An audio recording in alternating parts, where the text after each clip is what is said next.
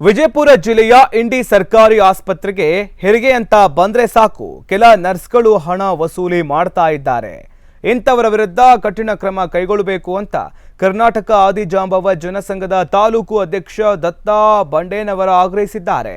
ಕಳೆದ ತಿಂಗಳು ತಾಲೂಕಿನ ಜಳಕಿ ಗ್ರಾಮದ ದೇವಕಿ ಮಲ್ಲಿಕಾರ್ಜುನ ಹೆಗಡೆ ಎಂಬುವರು ಹೆರಿಗೆಗಾಗಿ ಬಂದಾಗ ಹೆದರಿಸಿ ಮಹಿಳೆಯಿಂದ 2,000 ರೂಪಾಯಿ ಹಣ ಪಡೆದುಕೊಂಡಿದ್ದಾರೆ. ಇದರಿಂದಾಗಿ ಬಡವರು ಸರ್ಕಾರಿ ಆಸ್ಪತ್ರೆಗೆ ಬರುವುದಕ್ಕೆ ಹೆದರುವಂತಾಗಿದೆ. ಹಾಗಾಗಿ ಸರ್ಕಾರ ಇಂಥವರ ವಿರುದ್ಧ ಕ್ರಮ ಕೈಗೊಳ್ಳಬೇಕು ಅಂತ ಆಗ್ರಹಿಸಿದ್ದಾರೆ. ಈ ಹೆರಿಗೆ ಸಮಯದಲ್ಲಿ ಸುಮಾರು 2,000 ರೂಪಾಯಿ ಸುಳ್ಳು ಹೇಳಿಕೆಯನ್ನು ಹೇಳಿ ತೊಂದರೆ ಸರ.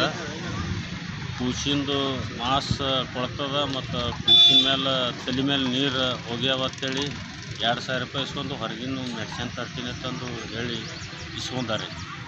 ಇಸ್ಕೊಂಡ್ರು ಕೂಡ ಅವು ಹೊರಗಿನ ಏನೂ ತರಿಸಿಲ್ಲ. ಅವರು ಹೊರಗಿನ ತರಿಸಿಲ್ಲ. ಮತ್ತು ಮೇಲಾಗ ಏನದಲ್ಲ ಕೇಳಕ್ಕೆ ಹೋಗೋಣ ಅವರು ಎಲ್ಲ ನಾವು ಮ್ಯಾಗಿನ ಅಧಿಕಾರಿಗಳಿಗೂ ರೊಕ್ಕ ಕೊಡ್ಬೇಕಾಗ್ತದೆ ಹಾಗೆ ಹಿಂಗಂತ ಹೇಳ್ಯಾರ ಸರ್.